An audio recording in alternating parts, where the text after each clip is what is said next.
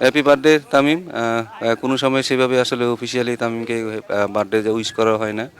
অনেক দিন আমরা একসাথে ছিলাম, বাট এই বছর যেহেতু ক্যামেরার সামনে বলতেছি, আমি তামিমকে তার শুভ জন্মদিন জানাচ্ছি, এবং সেই সাথে তার উজ্জ্বল ভবিষ্যৎ কামনা করতেছি সামনের দিনগুলোতে। শুভ জন্মদিন তামিম ভাই। তামিম ভাই, আপনাকে অনেক অনেক অভিনন্দন। Happy birthday to you my big brother.